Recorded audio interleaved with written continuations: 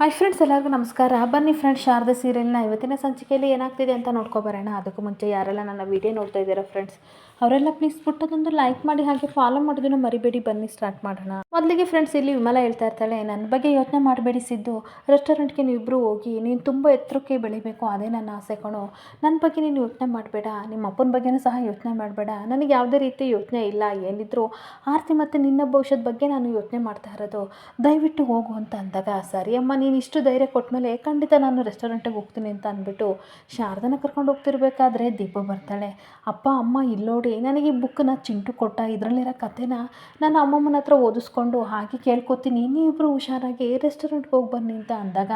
ಈ ಕಡೆ ವಿಮಲ ಹೇಳ್ತಾ ಇರ್ತಾಳೆ, ನನ್ನ ಮುದ್ದಿನ ಮೊಮ್ಮಗಳು ಒಬ್ಳು ಇದ್ದಾಳೆ ಅಂತ ನನಗೆ ಗೊತ್ತೇ ಆಗಲಿಲ್ಲ. ನಾನೊಬ್ಬಳೆ ಒಂಟಿ ಅಂತ ಅಂದ್ಕೊಂಡಿದ್ದೆ. ನೋಡು ಸಿದ್ದು, ದೀಪು ಇದ್ದಾಳಲ್ವಾ, ಅವಳ ಜೊತೆ ನಾನು ಅಚ್ಚುಕಟ್ಟಾಗಿ ಖುಷಿಯಿಂದ ಇರ್ತೀನಿ, ನೀನು ಟೆನ್ಷನ್ ಮಾಡ್ಕೋಬೇಡ, ನೀವಿಬ್ಬರು ರೆಸ್ಟೋರೆಂಟಿಗೆ ಹೋಗಿ ಬನ್ನಿ ಅಂತ ಕಳಿಸ್ತಾ ಇರ್ತಾಳೆ. ಹೀಗೆ ಕತೆ ಹೇಳ್ತಿರ್ಬೇಕಾದ್ರೆ ದೀಪುಗೆ ಹೇಳ್ತಾಳೆ, ಇದು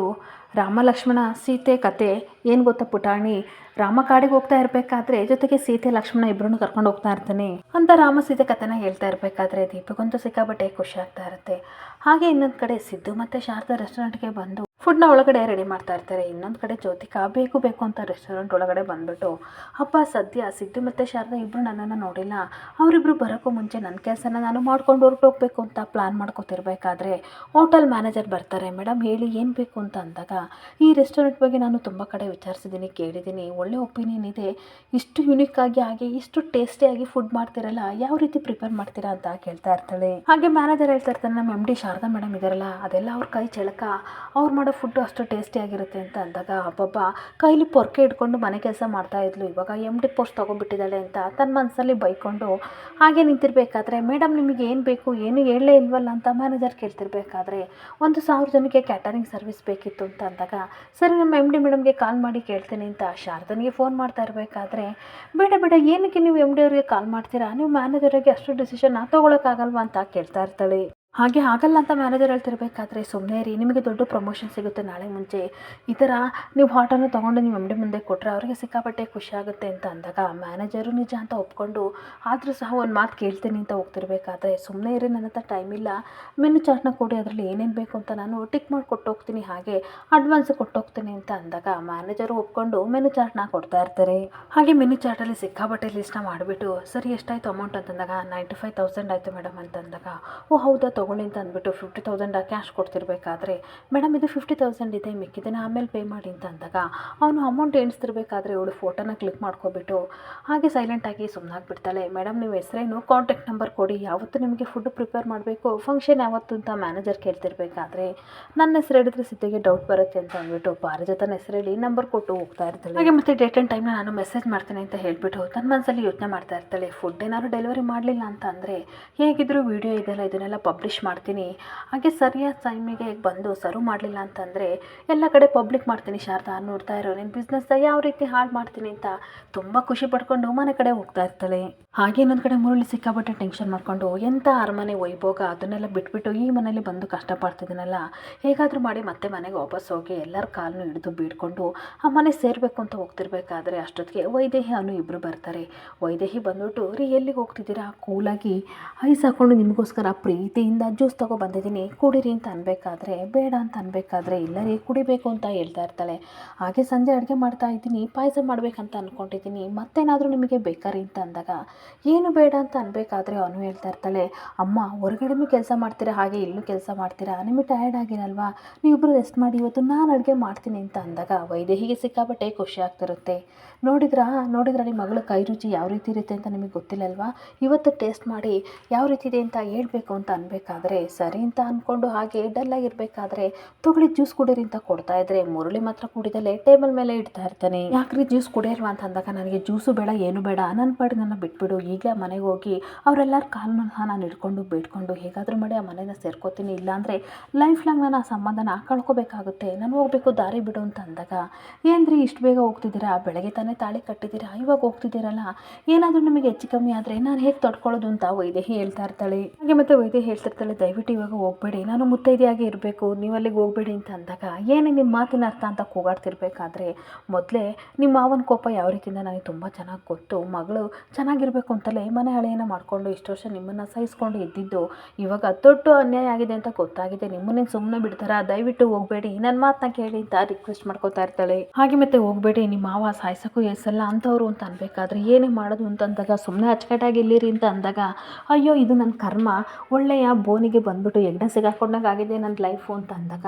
ಅಲ್ಲ ರೀ, ಇಷ್ಟು ದಿನ ನೀನೇ ನನ್ನ ಚಿನ್ನ ರನ್ನ ಮುದ್ದು ಬಂಗಾರ ಅಂತಿದ್ರಿ, ಇಷ್ಟು ಬೇಗ ನಾನು ಬೇಡ್ದಂಗೆ ಆಗಿದ್ದೀನ ಅಂತ ಹೇಳ್ಬೇಕಾದ್ರೆ ಅಯ್ಯೋ ನಿನಗೆ ಅರ್ಥ ಆಗಲ್ಲ ಸುಮ್ಮನೆ ರೀ ಅಂತ ಅಂದಾಗ ಪ್ಲೀಸ್ ಹೋಗಬೇಡ್ರಿ, ನಿಮ್ಗೇನಾದ್ರು ಹೆಚ್ಚು ಕಮ್ಮಿ ಆಯ್ತು ಅಂದರೆ ನನಗೂ ಮತ್ತು ಅವನಿಗೂ ಯಾರಿದ್ದಾರೆ ಅಂತ ಕಣ್ಣೀರಾಗ್ತಾ ಇರ್ತಾಳೆ. ಹಾಗೆ ಮುರಳಿ ಏನಪ್ಪ ಮಾಡೋಣ ಅಂತ ಅನ್ಬೇಕಾದ್ರೆ ಅಪ್ಪ ದಯವಿಟ್ಟು ಹೋಗಬೇಡಿ, ಸಿದ್ದು ಅಣ್ಣನೇ ಇನ್ನೂ ಕ್ಷಮಿಸಿಲ್ಲ ತಾತ, ಕೋಪ ಮಾಡಿಕೊಂಡು ನಿಮಗೇನಾದ್ರು ಹೆಚ್ಚು ಕಮ್ಮಿ ಮಾಡಿದರೆ ಏನು ಗತಿ ಅಂತ ಅಂದಾಗ ಅಮ್ಮ ಮಗಳು ಇಬ್ಬರು ಸೇರಿಕೊಂಡು ನನ್ನನ್ನು ಬ್ಲಾಕ್ ಮೇಲ್ ಮಾಡ್ತಾ ಇದ್ದೀರಾ, ನಾನು ಅದಕ್ಕೆಲ್ಲ ಹೆದರಲ್ಲ, ಅಮ್ಮಮ್ಮ ಅಂದರೆ ಮಾವ ಗನ್ ತಾಂಡು ನನ್ನನ್ನು ಶೂಟ್ ಮಾಡೋಕ್ಕೆ ಬರ್ತಾರೆ, ಏನಾರೊಬ್ಬರು ತಲೆ ಗನ್ ಇರೋದು ನಮ್ಮ ಹತ್ರನೇ ಇದೆಯಪ್ಪ, ನಾವು ತೋರಿಸ್ತೀವಿ, ನಾವು ಎದುರಿಸ್ತೀವಿ ಅಂತ ಹೇಳ್ತಾ ಇರ್ತಾನೆ. ಹಾಗೆ ವೈದೇಹಿ ಆಶ್ಚರ್ಯದಿಂದ ಏನು ನಿಮ್ಮ ಹತ್ರ ಗನ್ ಇದೆ ಅಂದ್ರಿ ಅಂತ ಅನ್ಬೇಕಾದ್ರೆ ನನ್ನ ಹತ್ರ ಇಲ್ಲ, ಹೋಗ್ಬೇಕಾದ್ರೆ ಸಂತೆ ಬಜಾರಲ್ಲಿ 50-100 ಕೊಟ್ಟು ಗನ್ ತಾಂಡೋಗಿ ಎದುರಿಸ್ತೀನಿ ಅಂತ ಅಂದಾಗ ಇವರಿಬ್ರು ನಗಾಡ್ತಾ ಇರ್ತಾರೆ. ಯಾಕೆ ನಗಾಡ್ತೀಯ ಅಂತ ಅನ್ಬೇಕಾದ್ರೆ ಸುಮ್ಮನೆ ರೀ, ಮಕ್ಕಳಾಡೋ ಆಟ ಗನ್ ತಗೋಬಿಟ್ಟು ನೀವು ಎದುರಿಸಿದ್ರೆ ಅವ್ರು ಎದುರ್ಕೋತಾರ, ಅವ್ರೇನು ಅಷ್ಟು ದಡ್ರ ಅಂತ ನಗಾಡ್ತಾ ಇರ್ತಾಳೆ. ಹಾಗೆ ಅಷ್ಟಕ್ಕೂ ಸಹ ಎದುರಿಸೋಕ್ಕೆ ಅವರೇ ತಪ್ಪು ಮಾಡಿದ್ದೀರಾ, ತಪ್ಪು ಮಾಡಿರೋದು ನೀವು ಅಂಥದ್ರಲ್ಲಿ ನೀವು ಎದುರ್ಕೋಬೇಕು, ಅಕ್ಕನಿಗೆ ಎಷ್ಟು ಬೇಜಾರಾಗಿದೆ ಅಂತ ಗೊತ್ತಲ್ವಾ, ನೀವು ತಪ್ಪು ಮಾಡೋದಕ್ಕೆ ತಾನೇ ಅಕ್ಕನಿಗೆ ಇಂಥ ಪರಿಸ್ಥಿತಿ ಬಂದಿದ್ದು ಅಂತ ಅಂದಾಗ ಓಹೋ ದೊಡ್ಡದಾಗ ಹೇಳಕ್ಕೆ ಬಂದಾಳೆ, ಹಾಗಾದರೆ ನೀನೇನು ತಪ್ಪು ಮಾಡಿಲ್ವಾ ಅಂತ ವೈದೇಹಿನ ಮುರಳಿ ಬೈತಾ ಇರ್ತಾನೆ. ಹಾಗೆ ಮತ್ತೆ ಹೇಳ್ತಾ ಇರ್ತಾನೆ, ಆ ಅಮ್ಮಣ್ಣಿಗೆ ಒಂದು ಕೈಯಿಂದ ಚಪ್ಪಳೆ ತಟ್ಟಕ್ಕಾಗಲ್ಲ, ಅದು ನಿನಗೆ ಗೊತ್ತಾ ಅಂತ ಅಂದಾಗ ನನಗೆ ತುಂಬ ಚೆನ್ನಾಗಿ ಗೊತ್ತು, ನಾನು ತಪ್ಪು ಮಾಡಿದ್ದೀನಿ, ಅದಕ್ಕೆ ಸಿಕ್ಕಾಬಟ್ಟೆ ಪಶ್ಚಾತ್ತಾಪ ಬರ್ತಿದ್ದೀನಿ, ಸುಮ್ಮನೆ ಇರೂರಿ ಅಂತ ಅನ್ಬೇಕಾದ್ರೆ ಅಪ್ಪ ನೀವು ಎಲ್ಲೂ ಹೋಗ್ಬೇಡಿ, ನಮ್ಮ ಜೊತೆ ಖುಷಿಯಾಗಿ ಊಟ ಮಾಡಿ ಇಲ್ಲೇ ರೆಸ್ಟ್ ಮಾಡಿ ಅಂತ ಅನ್ಬೇಕಾದ್ರೆ ಇಲ್ಲ ನೀವಿಬ್ಬರು ನನ್ನನ್ನು ಎದುರಿಸ್ಬೇಡಿ, ನಾನು ಖಂಡಿತ ಹೋಗ್ತೀನಿ, ಅಲ್ಲೆಲ್ಲರೂ ಸಹ ಕ್ಷಮೆ ಕೇಳಿ ಹೇಗಾದರೂ ಮಾಡಿ ಆ ಮನೇಲಿ ಜಾಗನ ಪಡ್ಕೋತೀನಿ ಅಂತ ಮುರಳಿ ಹೇಳ್ತಿರ್ಬೇಕಾದ್ರೆ ನನ್ನ ಮಾತು ಕೇಳ್ರಿ, ಅಲ್ಲಿಗೆ ಹೋಗೋದೇನೋ ಹೋಗ್ತೀರಾ, ಬರಬೇಕಾದ್ರೆ ಆಂಬುಲೆನ್ಸಲ್ಲಿ ಬಂದರೆ ನನ್ನ ಮಗಳ ಗತಿ ಏನು ಅಂತ ಅಂದಾಗ ಈ ಕಡೆ ಮುರಳಿ ಯೋಚನೆ ಮಾಡ್ತಾ ಇರ್ತಾನೆ, ಏನಾದರೂ ಮಾವ ಗನ್ ತಾಂಡು ಶೂಟ್ ಮಾಡಿದರೆ ನನಗೆ ಆಂಬುಲೆನ್ಸ್ ಗತಿ ಅಂತ ಥಿಂಕ್ ಮಾಡ್ತಾ ಇರ್ತಾನೆ. ಹಾಗೇನೊಂದು ಕಡೆ ಸಿದ್ದು ಮತ್ತು ಶಾರದಾ ರೆಸ್ಟೋರೆಂಟ್ಗೆ ಬರ್ತಾ ಇರಬೇಕಾದ್ರೆ ಸಿದ್ದು ತಾನು ತಾನು ಒಳಗಡೆ ಬಂದರೆ ಶಾರದಾ ಮೆಟ್ಲಿಗೆ ನಮಸ್ಕಾರ ಮಾಡ್ಕೊಂಡು ಬರ್ತಿರ್ಬೇಕಾದ್ರೆ ಏನ್ರಿ ಡೈಲಿ ಈ ಥರ ನಮಸ್ಕಾರ ಮಾಡ್ತೀರಾ ಅಂತ ಅಂದಾಗ ಅದೇನೋ ನನಗೆ ಗೊತ್ತಿಲ್ಲ ಸರ್, ಡೈಲಿ ಅಭ್ಯಾಸ ಆಗಿದೆ, ಸ್ಕೂಲಿಗೆ ಹೋಗ್ಬೇಕಾದ್ರೂ ಅಷ್ಟೇ ಶಾಲೆಗೆ ನಮಸ್ಕಾರ ಮಾಡ್ಕೊಂಡು ಹೋಗ್ತಿದ್ದೆ, ಯಾಕೆ ಅಂತಂದರೆ ಸ್ಕೂಲು ನಮಗೆ ವಿದ್ಯೆನ ಕೊಡ್ತಿತ್ತು, ಇದು ನಮಗೆ ಅನ್ನನ ಕೊಡ್ತಾ ಇದೆ ಹೋಟೆಲ್ಲು, ಅದಕ್ಕೋಸ್ಕರ ಈ ರೀತಿ ಮಾಡ್ತಾ ಇದ್ದೀನಿ ಅಂತ ಅಂದಾಗ ಓ ಹೌದಾ, ಹಾಗಾದರೆ ನಂಗೊಂದು ಡೌಟು ಶಾರದವ್ರೆ, ಏನು ಸರ್ ಡೌಟು ಅಂತ ಅನ್ಬೇಕಾದ್ರೆ ಅನ್ನ ಕಟ್ಟೋರಿಗೆ ಹಾಗೆ ವಿದ್ಯೆ ಕಟ್ಟೋರಿಗೆ ನೀವು ಗೌರವ ಕೊಡ್ತಿರಲ್ಲ, ಹಾಗೆ ಈ ಥರ ನಮಸ್ಕಾರ ಮಾಡ್ಕೋತಿರಲ್ಲ, ಪ್ರೀತಿ ಕಟ್ಟೋರಿಗೆ ಏನು ಇಲ್ವಾ ಅಂತ ಅನ್ಬೇಕಾದ್ರೆ ಶಾರದಾ ಹೇಳ್ತಾ ಇರ್ತಾಳೆ, ಪ್ರೀತಿ ಕೊಟ್ಟವ್ರಿಗೆ ಒಂದ್ಸಲ ದಿನ ನಾನು ನಮಸ್ಕಾರ ಮಾಡ್ಕೋತೀನಿ ಅಂತ ಅಂದಾಗ ಈ ಕಡೆ ಸಿದ್ದುಗಂತೂ ಸಿಕ್ಕಾಬಟ್ಟೆ ಖುಷಿ ಆಗ್ತಾ ಇರುತ್ತೆ. ಹಾಗೆ ಮತ್ತೆ ಸಿದ್ದು ಏನಂದ್ರಿ ಅಂತ ಅಂದಾಗ ಏನೂ ಇಲ್ಲ ಅಂತ ಅಂದಾಗ ಅಪ್ಪ ಈ ಕಿವಿ ತುಂಬ ತಂಪಾಗಿ ಪಾವನ ಆಯಿತು ಕಣ್ರಿ, ಆದರೂ ಶಾರದವ್ರೆ ಗೌರವ ಪ್ರೀತಿನ ಮನಸ್ಸಲ್ಲಿ ಇಟ್ಕೋಬಾರ್ದು ಕಣ್ರಿ, ಅದನ್ನು ತೋರಿಸ್ಬೇಕು ಅಂತ ಅಂದಾಗ ಸುಮ್ಮನೆ ಇರಿ ಸರ್, ಗೌರವ ಪ್ರೀತಿನ ಮನಸ್ಸಲ್ಲಿ ಇಟ್ಕೋಬೇಕು, ಅದನ್ನೆಲ್ಲರಿಗೂ ತೋರಿಸ್ಬಾರ್ದು, ಸದ್ಯಕ್ಕೆ ಹೋಟೆಲಿಗೆ ಬಂದಿದ್ದೀವಿ, ಕೆಲಸ ಮಾಡೋಣ, ಮಾತು ಸಾಕು ಬನ್ನಿ ಅಂತ ಕರಿತಾ ಇರ್ತಾಳೆ. ಹಾಗೆ ಸಿದ್ದು ಓಕೆ ಮೇಡಮ್ ನಡೀರಿ, ಕಾಯಕಿವೆ ಕೈಲಾಸ ಅಂತ ಹೋಗ್ತಿರ್ಬೇಕಾದ್ರೆ ಅಷ್ಟೊತ್ತಿಗೆ ಮ್ಯಾನೇಜರ್ ಬಂದ್ಬಿಟ್ಟು ಇಬ್ಬರಿಗೂ ಗುಡ್ ಮಾರ್ನಿಂಗ್ ಅಂತ ವಿಶ್ ಮಾಡಿ ಇವಾಗ ಒಂದು 5 ನಿಮಿಷದ ಮುಂಚೆ ಒಬ್ಬರು ಲೇಡೀಸ್ ಬಂದಿದ್ರು, 1000 ಜನಕ್ಕೆ ಕೇಟರಿಂಗ್ ಸರ್ವಿಸ್ ಇದೆ, ಈ ಥರ ಮೆನು ಎಲ್ಲ ಚಾರ್ಟ್ ಕೊಟ್ಟೋದ್ರು ಅಂತ ಅಂದಾಗ 1000 ಜನಕ್ಕೆ ಸರಿ, ಹಾಗಾದರೆ ಅಡ್ವಾನ್ಸ್ ಕೊಟ್ಟರೆ ಹಾಗಾದರೆ ಅವ್ರ ಹೆಸರೇನು ಅಂತ ಅಂದಾಗ ಪಾರಿಜಾತ ಅಂತೆ, ಹಾಗೆ ಡೇಟ್ ಟೈಮ್ನ ಮೆನ್ಷನ್ ಮಾಡ್ತೀನಿ ಅಂತ ಹೇಳಿದರು ಮೇಡಮ್ ಅಂತ ಅಂದಾಗ ಇವರಿಬ್ಬರಿಗೂ ಸಿಕ್ಕಾಬಿಟ್ಟೆ ಶಾಕ್ ಆಗ್ತಾ ಇರುತ್ತೆ. ಇದು ಸರಿ ಆಯಿತು, ಅದು ನಂಬರ್ನ ಕೊಡಿ, ಹಾಗೆ ನಾನು ವಿಚಾರಿಸ್ತೀನಿ ಹೋಗಿ ಅಂತ ಮ್ಯಾನೇಜರ್ನ ಕಳಿಸ್ಬಿಟ್ಟು ಇವರಿಬ್ಬರು ಮಾತಾಡ್ತಾ ಇರ್ತಾರೆ. ಅಲ್ಲ ಜ್ಯೋತಿಕೇನಕ್ಕೆ ಅಡ್ವಾನ್ಸ್ ಇಷ್ಟು ಥರ ಕೊಟ್ಟೋಗಿದ್ದಲ್ಲ, ಅದು 1000 ಜನಕ್ಕೆ ಏನು ಮಾಡೋಕ್ಕೆ ಫುಡ್ಡು ಅಂತ ಅಂದಾಗ ಏನಾದರೂ ಎಂಗೇಜ್ಮೆಂಟ್ ಆಗ್ತಿರೋದ ಶಾರದವ್ರೆ ಅಂತ ಅವನೇ ಮತ್ತೆ ಹೇಳ್ತಾ ಇರ್ತಾನೆ. ಅಷ್ಟಕ್ಕೂ ಎಂಗೇಜ್ಮೆಂಟ್ ಆದರೆ ನಮ್ಮ ಕ್ಯಾಟರಿಂಗ್ ಯಾಕೆ ಸರ್ವಿಸ್ ಕೊಡ್ತಾರೆ ಸರ್, ನನಗಂತೂ ಕನ್ಫ್ಯೂಷನ್ ಆಗ್ತಿದೆ ಅಂತ ಶಾರದಾ ಹೇಳ್ತಾ ಇರ್ತಾಳೆ. ಹಾಗೆ ಖಂಡಿತ ಏನೋ ಕಿತಾಪತಿ ಇದೆ, ಅದಕ್ಕೆ ಜ್ಯೋತಿಕಾ ಈ ರೀತಿ ಮಾಡಿದಾಳೆ ಅಂತ ಅಂದಾಗ ಅವಳಿಗೇನು ಉಪಯೋಗ ಸರ್ ಅಂತ ಅಂದಾಗ ನನಗೆ ಅದೆಲ್ಲ ಗೊತ್ತಿಲ್ಲ, ನಮ್ಮನ್ನು ಜೀವನದಲ್ಲಿ ಬದುಕಕ್ಕೆ ಬಿಡಲ್ಲ, ಹೋಗಿ ವಿಚಾರಿಸ್ತೀನಿ ಅಂತ ಹೋಗ್ತಿರ್ಬೇಕಾದ್ರೆ ಒಂದು ನಿಮಿಷ ಸರ್ ನೋಡಿ ಸರ್, ಆರ್ಡರ್ಗೆ ದುಡ್ಡು ಕೊಟ್ಟಿದ್ದಾರೆ, ನಾವು ಮಾಡ್ಕೊಳ್ಳೋಣ, ಅದರಲ್ಲಿ ಏನಿದೆ ಬಿಡಿ ಅಂತ ಅನ್ಬೇಕಾದ್ರೆ ನಾವು ಎಷ್ಟೇ ಚೆನ್ನಾಗಿ ಮಾಡಿದ್ರು ಸಹ ಅವಳು ಉದ್ದೇಶ ತಪ್ಪಾಗಿರುತ್ತೆ, ನೀವು ತಡಿಬೇಡಿ, ನಾನು ಹೋಗಿ ಏನಂತ ವಿಚಾರಿಸ್ಕೊ ಬರ್ತೀನಿ ಅಂತ ಸಿದ್ದು ಹೇಳ್ತಿರ್ಬೇಕಾದ್ರೆ ಎಲ್ಲಿಗೆ ಹೋಗ್ತಿದ್ರೆ ಸರ್ ಅಂತ ಅಂದಾಗ ಮನೆಗೆ ಹೋಗಿ ವಿಚಾರಿಸ್ಕೊ ಬರ್ತೀನಿ ಅಂತ ಅಂದಾಗ ಸರ್ ಪ್ಲೀಸ್ ನನ್ನ ಮಾತು ಕೇಳಿ ಅಂತ ಅಂದಾಗ ಇದೊಂದು ಸಲ ನನ್ನ ಮಾತು ಕೇಳಿ ಅಂತ ಅಂದಾಗ ಸರಿ ನಾನು ಬರ್ತೀನಿ ಅಂತ ಅಂದಾಗ ಇಬ್ಬರು ಸಹ ಮನೆ ಹತ್ರ ಹೋಗ್ತಾ ಇರ್ತಾರೆ. ಹಾಗೆ ಮತ್ತೆ ಮ್ಯಾನೇಜರ್ ಹತ್ರ ಬಂದ್ಬಿಟ್ಟು ಹೋಟೆಲ್ ಕಡೆ ಹುಷಾರು, ರೆಸ್ಟೋರೆಂಟ್ನ ಸರಿಯಾಗಿ ನೋಡ್ಕೊಳ್ಳಿ ಅಂತ ಶಾರದಾ ಹೇಳಿ ಮನೆ ಹತ್ರ ಬರ್ತಾ ಇರ್ತಾಳೆ. ಇನ್ನೊಂದು ಕಡೆ ದಶರಥ ಮತ್ತು ಸುಮಿತ್ರಾ ಗಾರ್ಡನಲ್ಲೇ ಕೂತ್ಕೊಂಡು ಕಾಫಿ ಕುಡಿತಿರ್ಬೇಕಾದ್ರೆ ಸಿದ್ದು ಶಾರದಾ ಬರ್ತಾರೆ. ಶಾರದಾ ಸರ್ ಬೇಡ ಸರ್ ಬನ್ನಿ ವಾಪಸ್ ಹೋಗೋಣ ಅಂತ ಅಂದಾಗ ಎದುರ್ಕೋಬೇಡಿ, ನಾನು ಬಿಸ್ನೆಸ್ ಬಗ್ಗೆ ಮಾತಾಡೋಕ್ಕೆ ಮಾತ್ರ ಬರ್ತಾ ಇದ್ದೀನಿ, ಅದ್ರ ಬಗ್ಗೆ ಮಾತ್ರ ಮಾತಾಡ್ತೀನಿ, ಇನ್ನೇನು ಮಾತಾಡಲ್ಲ, ಬನ್ನಿ ಅಂತ ಮನೆಯೊಳಗಡೆ ಕರ್ಕೊಂಡು ಹೋಗ್ತಾ ಇರ್ತಾನೆ. ಹಾಗೇನ ಕಡೆ ಸುಮಿತ್ರಾ ಮತ್ತು ದಶರಥ ಇವ್ರಿಬ್ಬರು ನೋಡಿ ಸಿಕ್ಕಾಬಟ್ಟೆ ಖುಷಿ ಪಟ್ಬಿಟ್ಟು ಬರ್ರಿ ಒಳಗಡೆ ಹೋಗೋಣ ಅಂತ ಅಂದಾಗ ನಾವೊಂದು ಇಂಪಾರ್ಟೆಂಟ್ ವಿಷಯನ ಮಾತಾಡಕ್ಕೆ ಬಂದಿದ್ದೀನಿ ಅಂತ ಅಂದಾಗ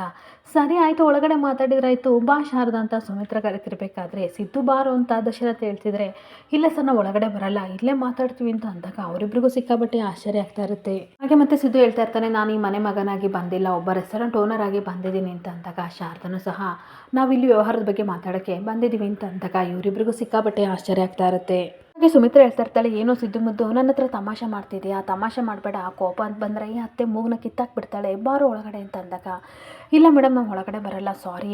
ಮನೆಯಿಂದ ಈ ಕಡೆ ಫುಡ್ ಕ್ಯಾಟರಿಂಗಿಗೆ ಸರ್ವಿಸ್ಗೆ 1000 ಮೆಂಬರ್ಸ್ಗೆ ಫುಡ್ನ ಪ್ರಿಪೇರ್ ಮಾಡಬೇಕಂತ ಆರ್ಡರ್ ಬಂದಿತ್ತು ಅದನ್ನು ಕೇಳೋಕ್ಕೆ ಬಂದಿದ್ದೀವಿ ಸರಿಯಾಗಿ ವಿಚಾರಣೆ ಮಾಡೋಣ ಅಂತ ಬಂದಿದ್ದೀವಿ ಅಂತ ಅಂದಾಗ ಇವರಿಬ್ರಿಗೂ ಸಿಕ್ಕಾಬಟ್ಟೆ ಶಾಕ್ ಆಗ್ತಾ ಇರುತ್ತೆ. ಹಾಗೆ ನಿಮಗೆ ಏನೇನು ಬೇಕಂತ ಹೇಳಿದರೆ ಮೆನುನ ನಾವು ಲಿಸ್ಟ್ ಮಾಡ್ಕೋತೀವಿ ಹೇಳಿ ಸರ್ ಅಂತ ಅಂದಾಗ ಏನು ಸಿದ್ದು ಸರ್ ಮೇಡಮ್ ಅಂತ ಕರಿತಿದ್ಯಾ ಲಾಸ್ಟ್ ಟೈಮ್ ಬಂದಾಗ ಹೊರಗಡೆ ನಿಂತ್ಕೊಂಡು ಮಾತಾಡಿದೆ ಒಳಗಡೆ ಮಾತಾಡೋಣ ಬಾರು ಅಂತ ಅನ್ಬೇಕಾದ್ರೆ ಅಷ್ಟೊತ್ತಿಗೆ ತಾತ ಬರ್ತಾರೆ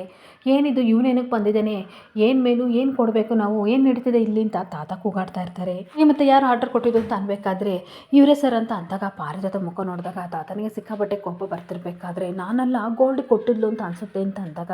ಈ ಕಡೆ ಜೊತೆಗರಿಗೆ ಸಹ ಸಿಕ್ಕಾಬಟ್ಟೆ ಶಾಕ್ ಆಗ್ತಾ ಇರುತ್ತೆ. ಅದು ತಾತ ನಾನಲ್ಲ ಅಂತ ಅನ್ಬೇಕಾದ್ರೆ ನೋಡಿ ಮೇಡಮ್ ಜ್ಯೋತಿಕಾ ಮೇಡಮ್ ನೀವೇ ಕೊಟ್ಟಿರೋದಂತ ನನಗೆ ತುಂಬ ಚೆನ್ನಾಗಿ ಗೊತ್ತು ಏನಕ್ಕೆ ಕೊಟ್ಟಿದ್ದೀರಾ ಅಂತಂದರೆ ನಮ್ಮನ್ನು ಇಲ್ಲಿಗೆ ಕರೆಸಿ ಅವಮಾನ ಮಾಡಬೇಕಂತ ಕೊಟ್ಟಿದ್ದೀರಾ ಪರವಾಗಿಲ್ಲ ಕೇಟರಿಂಗ್ ಸರ್ವಿಸ್ ಮಾಡೋದು ನಮಗೇನು ಅವಮಾನ ಅಲ್ಲ ಹಸ್ತವರಿಗೆ ಊಟ ಹಾಕೋದೆ ನಮ್ಮ ಧರ್ಮ ಆದರೆ ಇಲ್ಲಿ ನಾವು ದುಡ್ಡು ತೊಗೊಂಡು ಕಷ್ಟಪಟ್ಟು ನಿಯತ್ತಾಗಿ ಫುಡ್ನ ಪ್ರಿಪೇರ್ ಮಾಡಿ ಕೊಡ್ತೀವಿ ಸರಿ ನಿಮಗೆ ಏನೇನು ಬೇಕು ಲೀಸ್ಟ್ ಹೇಳಿ ಆ ಮೆನುನ ನಾವು ಬರ್ಕೋತೀವಿ ಅಂತ ಸಿದ್ದು ಹೇಳ್ತಿರ್ಬೇಕಾದ್ರೆ ತಾತನಿಗೆ ಸಿಕ್ಕಾಬಟ್ಟೆ ಕೋಪ ಬರ್ತಾ ಇರುತ್ತೆ. ಹಾಗೆ ಮತ್ತೆ ತಾತ ಕೋಪ ಮಾಡಿಕೊಂಡು ನೋಡು ಸಿದ್ದು ಊರಲ್ಲಿ 100 ರೆಸ್ಟೋರೆಂಟ್ ಇದ್ದಾವೆ ಅದಕ್ಕೆ ನಾವು ರೆಸ್ಟೋರೆಂಟ್ಗೆ ಕೊಡ್ತಾ ಇದ್ವಿ ಕ್ಯಾಟರಿಂಗ್ ಸರ್ವಿಸ್ನ ಅದನ್ನು ಬಿಟ್ಟು ನಿನ್ನ ರೆಸ್ಟೋರೆಂಟ್ಗೆ ಏನೂ ಕೊಡ್ತೀವಿ ಅಷ್ಟಕ್ಕೂ ಗೊತ್ತಿಲ್ಲದೇ ನನ್ನ ಮೊಮ್ಮಗಳು ಕೊಟ್ಟಿದ್ರು ಸಹ ಈಗಲೇ ಅದನ್ನು ಕ್ಯಾನ್ಸಲ್ ಮಾಡ್ಕೋತೀನಿ ಇಲ್ಲಿಂದ ಹೊರಡು ಅಂತ ಅಂದಾಗ